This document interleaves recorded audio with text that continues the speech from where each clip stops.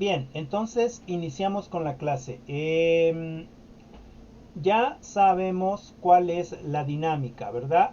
La lectura fue muy pequeñita, de hecho me parece que son 2 hojas o 3 hojas. Y, y bueno, pues vamos a trabajar sobre esto de manera muy tangencial, con respecto a el tema que nos toca hoy, que es precisamente eh, corrientes educativas, ¿sale? Que ya hemos estado viendo en el transcurso de la clase. Entonces, ¿alguien le gustaría participar? ¿No? ¿O le pedimos a alguien que participe? Yo, profe. Ok, María, adelante. Bueno, pues las corrientes educativas y su reflexión filosófica.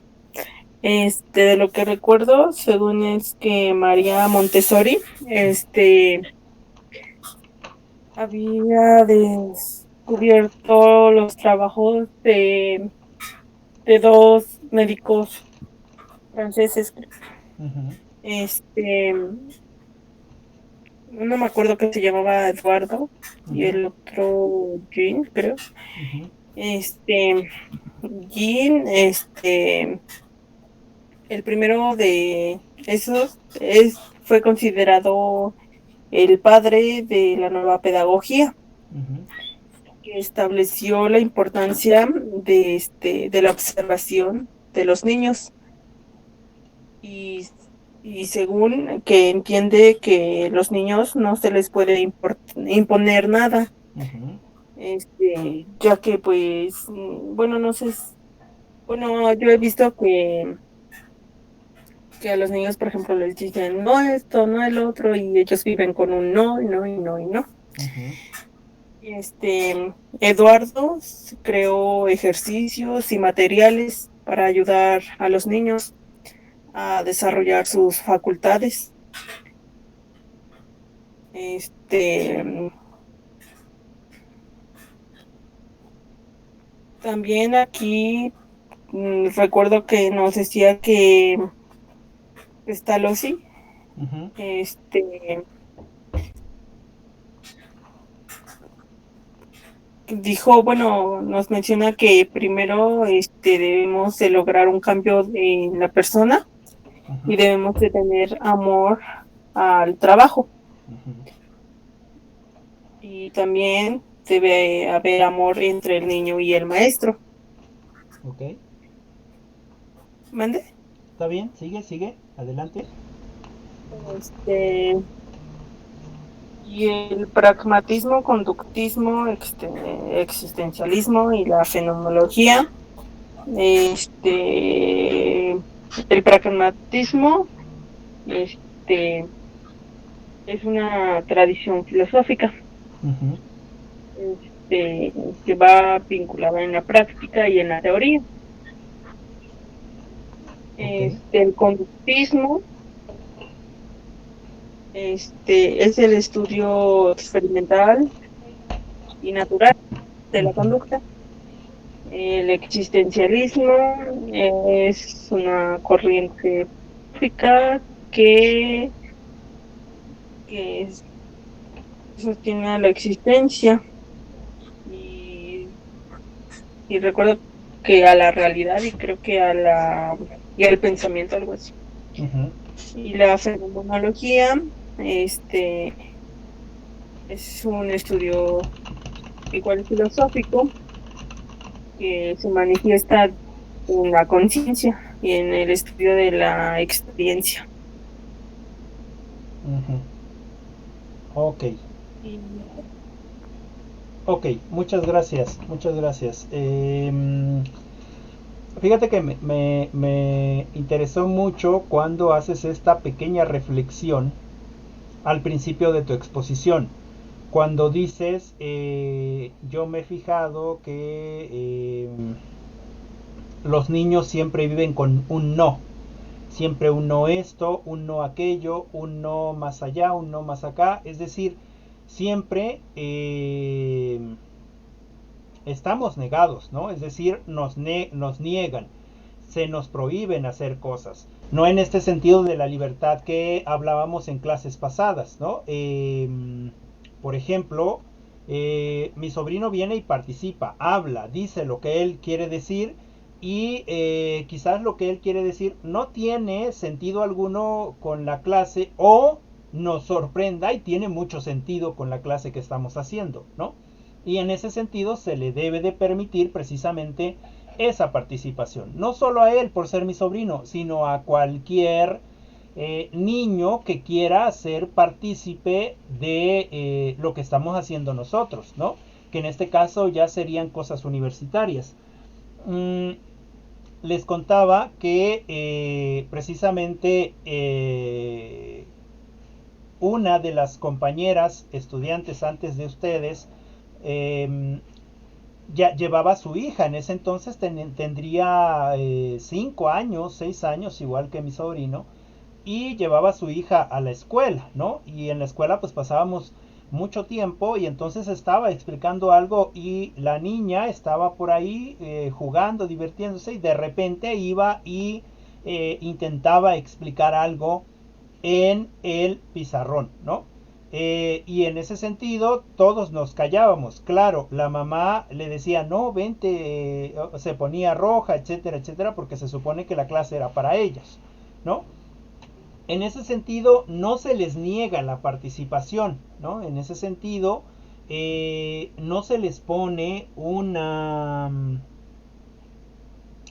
alto, ¿no? Como a nosotros, los universitarios, no se nos debería negar el conocimiento, es decir, no solamente encasillarnos en un conocimiento estricto, rígido, tal vez empresarial o burocrático o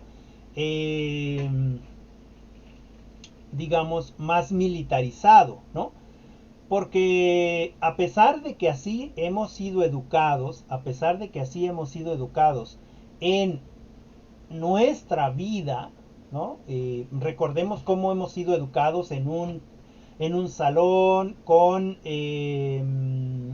carácter militar en el sentido de levanta la mano si quieres ir al baño, levanta la mano si quieres participar, debes sentarte correctamente, tu niña no te puedes sentar arriba de la mesa, o si traes falda debes de sentarte de alguna manera, etcétera, etcétera, etcétera, ¿no? O aún trayendo pantalón debes de ser correcta, debes de ser femenina, es decir, siempre nos están negando, ¿no? Siempre nos están negando por el hecho de precisamente no dejarnos ser lo que queremos ser. Es decir, estamos siendo educados en este sentido militar, ¿no? En este sentido que decía precisamente Weber, ¿no? Weber dice que la educación es dominación, ¿no? Que hay ciertos tipos de dominación y que la educación se utiliza específicamente para dominar, ¿no? Para poner rangos entre estos, digamos, estos que van a mandar y los que van a obedecer. Y en ese sentido, nosotros deberíamos precisamente eh, no negar a los niños, ¿no? Hay un niño que anda corriendo, por ejemplo, me comentaba mi hermana que cuando mi sobrinito iba al kinder, todo mundo, cuando iban a hacer los honores a la bandera, ¿no? Todo mundo estaba bien quietecito y los tenían ahí y estaban ahí haciendo honores y mi sobrino se salía de la fila y se iba a formar a otro lado, pasaba por en medio, no le importaba la bandera, ¿no? Y en ese sentido era desobediente, ¿no?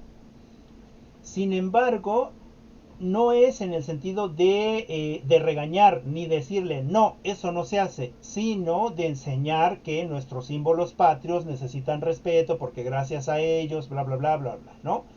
Y que nosotros pensaríamos que precisamente los niños no van a comprender eso que les vamos a decir, o cómo les hablas de eso si ellos todavía no lo comprenden, ¿no? Pero nosotros entonces estamos pensando que los niños son más ingenuos que nosotros los adultos, ¿no? ¿Por qué nosotros no somos tan ingenuos? Ah, porque ya estudiamos, eh, porque ya precisamente tenemos un conocimiento de letras, ya sabemos, ya hemos vivido, ya sabemos lo que queremos, etcétera, etcétera. Y los niños no. O que los niños no tienen esa facultad que nosotros los adultos tenemos, ¿no? O como por ejemplo que los niños no tienen problemas, ¿no? Porque sus problemas son insignificantes. Los problemas verdaderos son los que tenemos nosotros los adultos, ¿no? Dice, dice Neidy, porque hemos tenido más experiencias con un cierto criterio. Sí, efectivamente, ¿no? Porque nos dicen que debemos de pensar de una cierta manera, ¿no? A ver, tu mujer eres, fíjense cómo nos niegan, ¿eh? Tu mujer eres una niña, tienes que andar corriendo, pero no jugando con los niños, tú debes de ir y jugar con tus amiguitas, es decir, con tu bebé, juega a la comidita, es decir, nos niegan para que no alcancemos ciertos espacios. Y al hombre también se le niega, ¿no? Tú, hombre, no puedes llorar, porque pues, ¿a poco eres niña? Las que lloran son las niñas y los hombres no. Tienes que jugar con tus carritos, tienes que jugar con pistolas, es decir, nos están negando la posibilidad de ser algo o alguien eh, diferente. Es decir, esa posibilidad de ser lo que queramos ser, ¿no? Es decir, un niño va con su mochilita de Frozen, ¿no? De un color, digámoslo así, en este sentido, eh, pues insensible, de un color medio raro, es decir, la Frozen, su mochila de Frozen, ¿no? De un color rosita, y es un niño, ¿no? Y la lleva a la escuela. ¿Qué pensamos nosotros? A lo mejor nosotras las mujeres no lo pensemos, diríamos, ay, qué lindo niño, le gusta la mochila, etcétera. Pero ¿qué piensan los hombres? ¿Cómo es posible que el papá o la mamá le deje usar una mochila de niña? ¿No? Por ejemplo, en los juegos. Um, Luego está mi sobrino acá conmigo y estamos jugando cualquier tipo de juego. Por ejemplo, digamos Fortnite, a él le gusta también jugar Fortnite. Y si no tienes un skin o no tienes un avatar, digamos, pagado, personalizado, pues te salen los avatars que tiene ahí el juego aleatorios, ¿no? Y de repente salen avatars de mujer. Y entonces me dice, ¿y qué eres? ¿Ahora nos tocó ser hombre? Sí, le digo. Ah, qué bueno, porque a mí me gusta ser hombre. A mí me gusta que me toque ser hombre. Y cuando me toca un avatar de mujer, me dice, no, no me gusta el avatar de mujer porque yo soy hombre, ¿no? En ese sentido, nos están negando esa otra perspectiva, es decir, nosotros y nosotras debemos de ser tan abiertos para sentirnos en cierto sentido femeninos y masculinos, igual las mujeres, ¿no? Igual femeninas y masculinas, es decir, yo como mujer también puedo hacer cosas que hacen los varones, yo como varón puedo hacer cosas que hacen las mujeres. En ese sentido, la negación, no dejarnos negar por el mundo que nos aprisiona. es decir, no dejarnos dominar. Y como no nos dejamos dominar, no estamos en este mundo de la dominación, o en otro sentido, o en otra forma de decirlo, somos creo que como los guachinangos, ¿no? Son estos los que van contracorriente, subiendo para ir pues a procrear, ¿no? En ese sentido, nosotros que no nos dejamos dominar, que no queremos ser solamente un arbolito de que esté ahí de ornato, sino queremos ser un árbol grande, queremos ser lo que podamos ser hasta donde lleguemos. En ese sentido, vamos en contra de la corriente, ¿no? Siempre vamos a cuestionar, siempre vamos a preguntar por qué se están haciendo las cosas, siempre vamos a tomar una decisión, pero reflexionada con respecto a lo que se hace. Y como ya somos así libres, entonces nosotros y nosotras que somos ya docentes o que vamos a estar en el trabajo cotidiano, igual que no nos vamos a dejar que nos nieguen, pues tampoco vamos a negar precisamente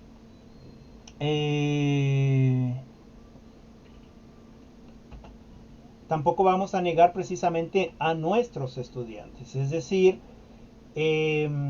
vamos a permitir que ellos en cierto entorno controlado puedan ser los que quieran ser. En ese sentido vamos a convertir a nuestro espacio en un espacio de acogida, como lo dice, o en este caso lo decía Luis Tush, ¿no? Es decir, necesitamos un espacio donde no neguemos al otro, ¿no? Sino donde con las ideas del otro, aunque no estemos de acuerdo, logremos consensar nuevas ideas, porque así se hace el conocimiento. Recuerden, el conocimiento se hace con las ideas de cada uno de nosotros, compartidas o socializadas con cada uno de nosotros. Mis ideas compartidas o socializadas con las ideas de ustedes generan un nuevo conocimiento, ¿no? En ese sentido, el conocimiento se hace o se construye en sociedad. En consecuencia, hay un constructivismo social. Es posible que no estemos de acuerdo en todos o en algunas ideas, pero en ese sentido de la divergencia, ¿no? En ese sentido de divergir de la opinión del otro, buscamos una convergencia. Y esa nueva convergencia me hace precisamente un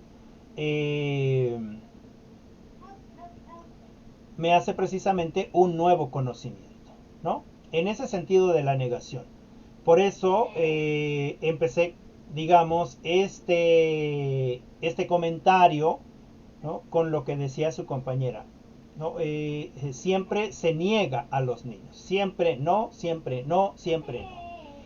Y si nos dimos cuenta en el caso de María Montessori, ella decía que al niño se le debe de enfrentar con la realidad. Es decir, tal vez ustedes no han tenido alguna experiencia con estas instituciones, con estos tipos de modelos, pero yo les cuento una experiencia, ¿no? En algún momento visité a una compañera y a su esposo y su hijo, ¿no? Y su hijo tenía en ese entonces, me parece que 4 años, ¿no? Y bueno, ellos me invitaron a desayunar y bueno, me dijeron, ahí está la leche, ahí está el cereal, ahí come, o cosas así. Y entonces el niño también dice, pues yo también voy a desayunar, pero a mí se me antoja, además de cereal y de leche, se me antoja una manzana.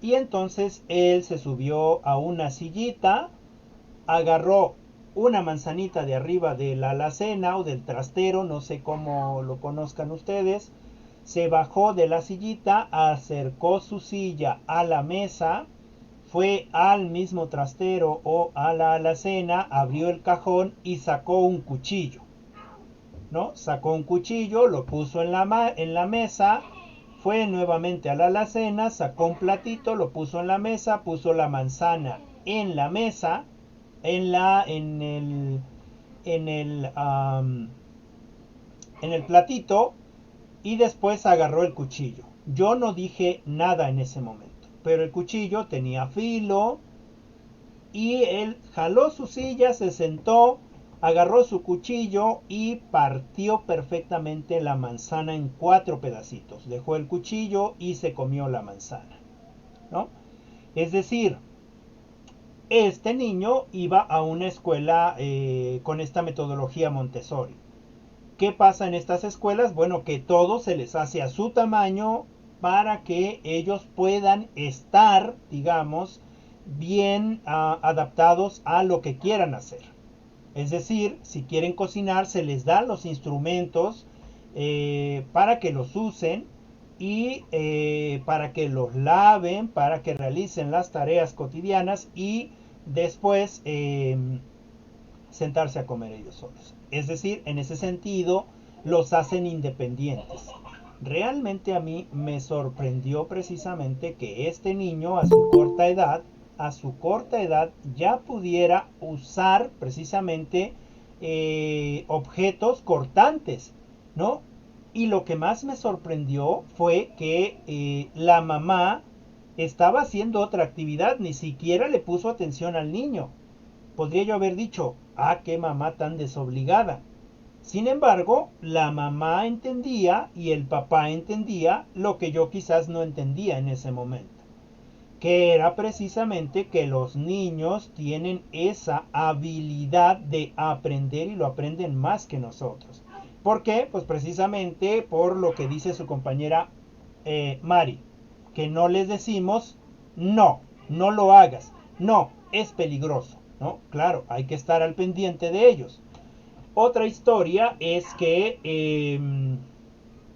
en Canadá, en estos lugares fríos, en estos tiempos fríos, un lago se congela y entonces puedes patinar ahí sin ningún problema, ¿no? Y dos niños pues están patinando, ¿no? Dos niños de la misma edad, de digamos 5 años. Dos niños están patinando y de repente, no hay nadie ahí cerca, de repente un niño pues pisa un fragmento frágil del hielo y se va al agua, ¿no? Se va al agua. Y bueno, dieron parte a las autoridades, rapidísimo llegaron. Cuando llegaron, cuando llegaron las autoridades, el niño que se había ido al agua ya estaba sentado en la orilla con el otro niño. Es decir, lo salvó el primer niño que no se había ido al agua. ¿Cómo fue capaz de salvar a su compañerito? Pues porque precisamente no había alguien que le dijera, no, eso es peligroso, ¿no? En ese sentido, nosotros ya podemos entender o comprender que a los niños no se les dice no, que se les dice cómo hacer las cosas y explicarles que es peligroso. Un ejemplo más, ¿no? A mi sobrinito el más pequeño estaba metiendo la mano en la puerta, en la hendidura de la puerta. Ven que cuando abrimos la puerta se abre entre las bisagras una hendidura, ¿no es cierto? Entonces mi sobrinito estaba metiendo ahí los dedos. Y entonces yo lo que le digo, Gael, ¿qué estás haciendo? Y él saca la mano rapidito, ¿no? Y entonces le comento, él tiene un año apenas, fíjense, él tiene un año apenas y se le trata como un ser adulto. Le digo, ¿qué haces, Gaelito? Él nomás se me queda viendo, obviamente no sabe hablar, y le comenta, mira, no vayas a meter los dedos ahí porque te vas a lastimar y te voy a enseñar, mira, y le agarro su manita, la meto ahí en esta hendidura y cierro la puerta lentamente, ¿no? Y entonces le aplasta su manita, ¿no? Y él hace un gesto de, ah, le digo, ya ves, duele, ¿verdad? Eso se llama dolor. Si alguien no se da cuenta y tú metes las manitas ahí, te vas a lastimar. Bueno, y el niño, ahora cada vez que se acerca a la puerta, trata de no meter las manos ahí, porque sabe que con una demostración práctica que le va a lastimar. ¿Por qué? Porque ya sintió el dolor en cierto sentido, ¿no? Y comprende que se puede lastimar más. En ese sentido no le decimos no, simplemente le explicamos por qué se le pide que no realice esas actividades y se le da una demostración, ¿no? Bien, creo que ya me extendí mucho con esto del no, entonces espero que quede claro, que me haya yo explicado, ¿no? Eh, que muchos de nosotros lo que hacemos es precisamente negar al otro o a la otra, ¿no? Sabemos que algunas cosas son peligrosas, pero nosotros tenemos esa conciencia. Y entonces lo que debemos hacer es ser consciente de cómo poder explicarlo. Muchas gracias, Carla. Bueno, y yo guardo el micrófono y escucharía a alguien más con respecto a estas lecturas. No sé si alguien más quiere comentar. No sé si alguien más quiere comentar o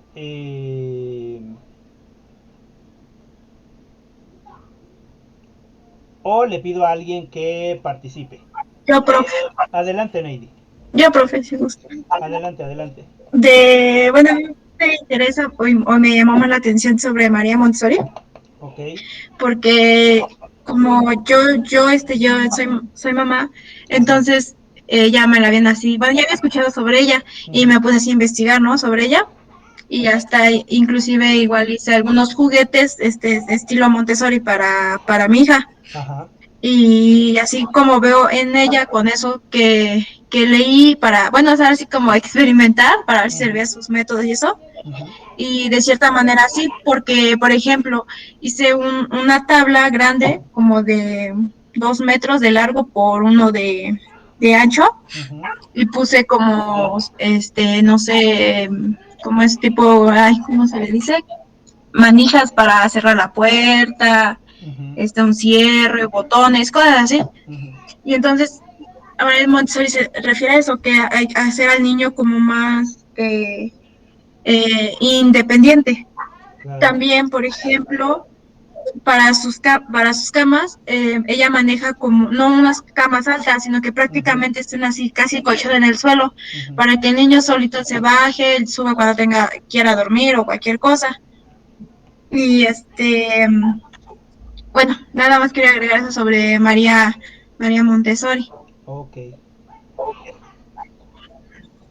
Ok, Neidi, muchas gracias. Sí. Sí, de hecho, todo se hace al tamaño de los niños. La mesa debe de ser al tamaño de los niños, las sillas al tamaño de los niños, etcétera.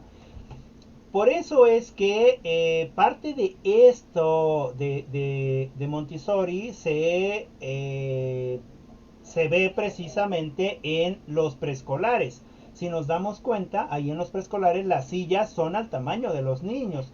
Los baños tendrían que ser al tamaño de los niños, es decir, bañitos pequeños. Las mesas es al tamaño de los niños, etcétera. Todo lo que es para ellos es a su tamaño.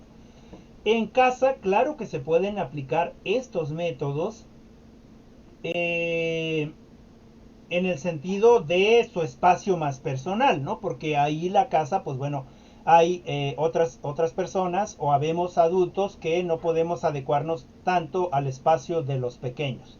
¿no? Sin embargo, por ejemplo, como lo menciona Neidy, en este caso de su camita, pues casi al ras del suelo para que él vaya y se suba. Claro que en algún momento, cuando ya tenga 3 4 5 años, ya va a poder subirse a las camas. O va a poder precisamente desplazarse más fácilmente en el espacio donde se habita. Dice Claudia, en casa lo aplicamos con mi sobrina, como su taza pequeña para ella. Sí, exactamente. De hecho, fíjense que los niños aprenden motricidad. La motricidad es lo que nosotros ya podemos hacer fácilmente. Por ejemplo, agarrar un lápiz, agarrar una taza, agarrar... Es decir, la motricidad, poder caminar.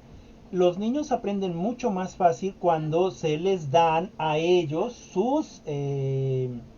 digamos, sus trastes o sus objetos que pueden usar ellos mismos. Es decir, su pequeña tacita donde puedan ellos agarrarla con las dos manos. Es decir, una tacita con dos orejitas para que ellos con las dos manos puedan agarrarla y ellos mismos se den su tecito. O su pequeña cucharita, su pequeño platito. Claro, eventualmente los niños son muy observadores y eventualmente van a querer dejar de usar, por ejemplo, platitos pequeños. ¿Por qué? Porque si comemos todos juntos, van a empezar a ver que precisamente estos platitos pequeños no se parecen a los platos que tenemos nosotros, ¿no? Y entonces eventualmente hay que irles cambiando o dándoles objetos más grandes. Pero los niños son así. Y aplicamos, aunque no lo veamos, ciertos métodos de Montessori, aunque no lo sepamos, ¿no? Por ejemplo, en este sentido de los juguetitos, o en este sentido de para lo que nosotros es juguetes, ¿no? De sus platitos, su vasito, su tenedor, su cubierto, es decir, todo eso que ven que nosotros usamos y que ellos también quieren usar, aunque al final de cuentas ellos terminan usando la mano para comer, ¿no? En ese sentido, sí es importante ponerles precisamente eh, esos enseres para ellos. Gracias, Claudia.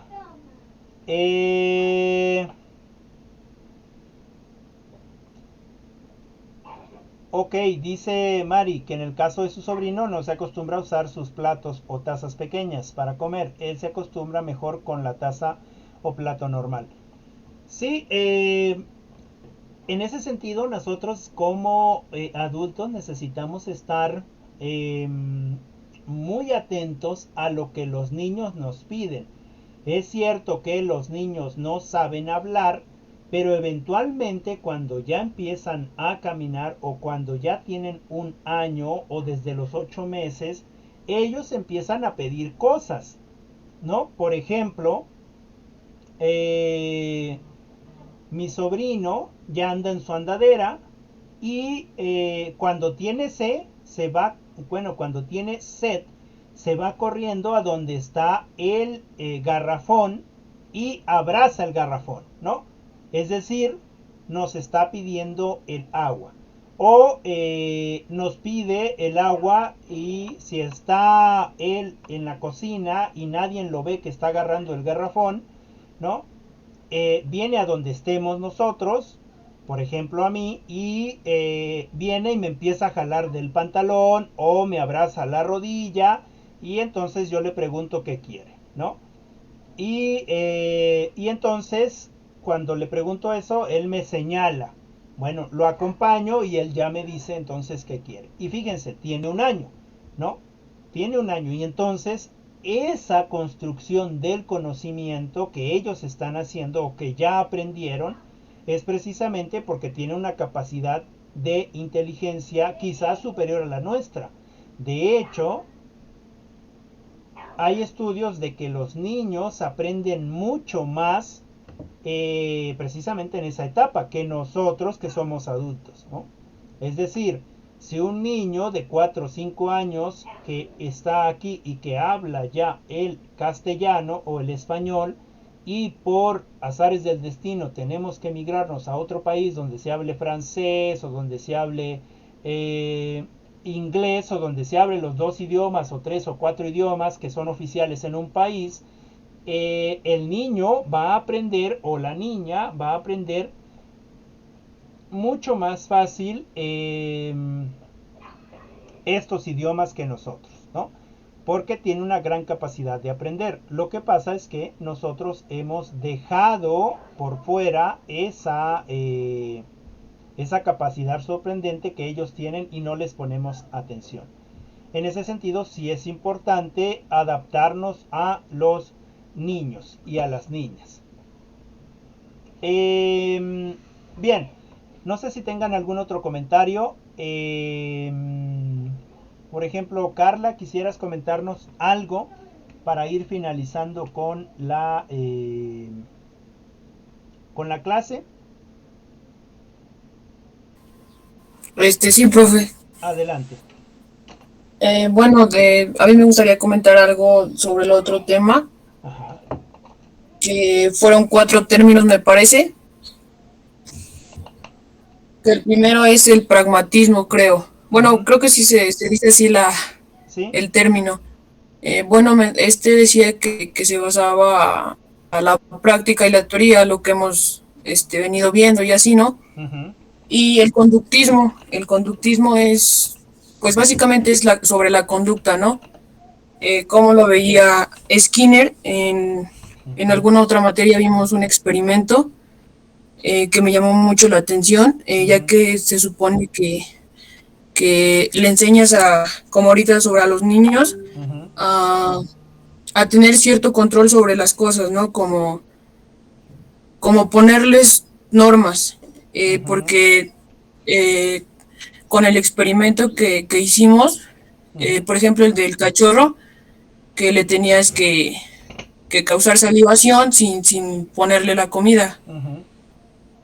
Y no, perdón, ese se refiere a otro experimento, pero el de Skinner era el de un pollito, en donde picabas ciertas figuras, y él picaba y como recompensa le dabas alimento. Entonces se recompensa la conducta y esto hace que se desarrolle, pues sí, una buena conducta.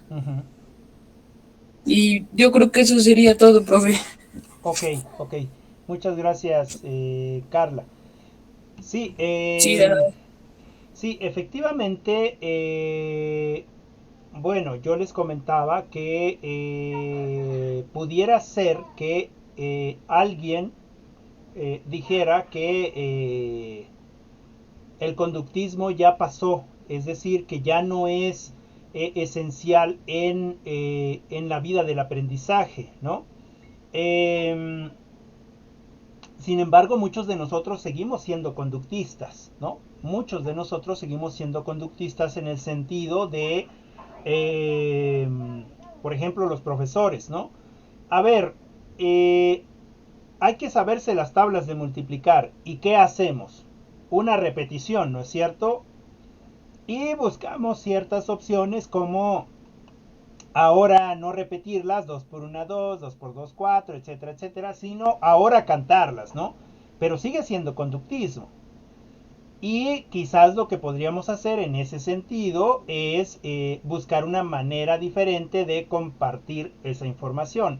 Ahora, es cierto que en esta idea también de Brunner, de que la escuela es dominación, para poner reglas, para poner normas, se usa mucho lo conductual. De hecho, muchos de nosotros o a muchas de nosotras nos han hecho así nuestros padres sin saber qué es conductismo. Por ejemplo, voy a poner ejemplo a Carla, llega Carla y le gusta mucho el baile y va a haber un baile en cierto lugar, ¿no? Y como le gusta mucho el baile, le pregunta a su papá si la deja ir al baile y el papá le dice, sí, claro, pero todo este mes me tienes que hacer, además de tus actividades cotidianas, tienes que hacer estas otras actividades. ¿Qué está pasando ahí que me está condicionando, no? Y en ese sentido me está haciendo más seguir ciertas normas, ¿no? Es decir, no digo que sea malo el conductismo, pero también lo que digo es que aunque en algunas cosas seamos conductistas, en algunas cosas utilicemos el conductismo, lo que debería imperar en nosotros es precisamente esta libertad de pensamiento. Por ejemplo, si tú quieres educar a un perrito, ¿qué haces? Modificas su conducta, ¿no? ¿Cómo modificas su conducta? Puede ser con un chiflido, ¿no es cierto? Puedes ver al perrito y le haces señas o le muestras el plato de comida que le vas a dar y le chiflas, ¿no es cierto? O le aplaudes, ¿no? Cualquier tipo de conducta que tú quieras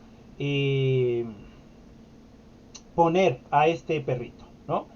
Es decir, la primera vez quizás va a venir no por el olor a la comida o no porque sabe que le vas a dar comida, sino va a venir porque lo estás llamando o le estás chiflando y le estás enseñando algo, ¿no? Y en ese sentido empiezas a modificar la conducta de este animalito, ¿no? La segunda vez le vas a volver a chiflar y va a hacer ese reforzamiento de la conducta, ¿no? Ese reforzamiento de la conducta de este animalito, ¿no? La tercera vez o cuarta vez ni siquiera vas a tener que verlo, solamente vas a chiflar y donde esté el perrito, donde quiera que esté, va a salir corriendo a verte. ¿Por qué? Porque sabe que tú le vas a dar de comer, es decir, reafirmas la conducta, ¿no? O palmeas como quieras, ¿no? Y en ese sentido se cambia la conducta, ¿no?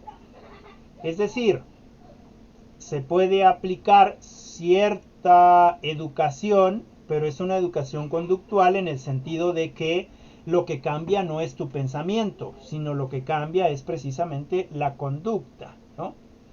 Es más, nosotros somos conductuales. Un ejemplo con un experimento, como lo comenta su compañera Carla, es precisamente también algo que hicimos nosotros en el anterior grupo de pedagogía, ¿no? Experimentamos igual con algunas de sus compañeras, ¿no? Es decir, pusimos las manos juntas de la compañera, la que se dio para este experimento, la pusimos junta, le cerramos o le vendamos los ojos, ¿no? Le vendamos los ojos y entonces el experimento era de pegar en la mesa y además de pegar en la mesa, dar un golpe suave en las manos, ¿no? Así. Y entonces pegábamos en la mesa y luego el golpe, pegábamos en la mesa y luego el golpe, ¿no? Después de esa repetición, esta compañera comprendió que después de pegar en la mesa venía el golpe, ¿no? Después de pegar en la mesa venía el golpe. ¿Qué estábamos haciendo? Dar un indicio y después de ese indicio reforzar. Es decir, pegábamos y le dábamos en la mano, ¿no? Y eventualmente ella lo que hizo fue precisamente quitar su mano, ¿no? Pegábamos en la mesa y ella subía la mano. Pegábamos en la mesa y ella subía la mano. Eventualmente nosotros ya no dábamos el golpe. Solamente pegábamos en la mesa y ella automáticamente subía la mano, ¿no? Esa es una forma de aplicar el cambio de conducta, ¿no? Es decir, Si yo sé que al niño le gusta la pizza, entonces haz bien tu tarea, te la reviso y vamos por una pizza. El niño está motivado, ¿no es cierto? Pero está motivado no precisamente porque tiene que aprender, sino está motivado por la pizza. Es algo conductual. Lo que cambió fue su conducta, no su aprendizaje. En ese sentido hay cosas que sí las debemos de hacer por conducta, es decir, ser conductuales. Conductuales significa conducir. Por ejemplo, el aprendizaje del manejo de una bicicleta, de un carro, de una motocicleta, etc. Son experimentos muy importantes y sorprendentes, pero recordemos que en el caso de nosotros, como nuevos pedagogos, necesitamos usar todas las herramientas o estrategias pedagógicas que se nos están dando desde todos los contextos. ¿Sale? Quizás algún niño no aprende a escribir o no aprende las letras y precisamente has buscado todas las formas para hacerlo, y como él lo aprende va a ser conductualmente, es decir, repitiendo, ¿no? También es un buen proceso. O quizás no sabe hacer cuentas y lo que haces es conduciendo, ¿no? Va poniéndole bolitas, poniéndole palitos, es decir, se conduce al niño. Y entonces se busca que haya un cambio en su conducta, pero también que haya un cambio en su conocimiento, ¿no?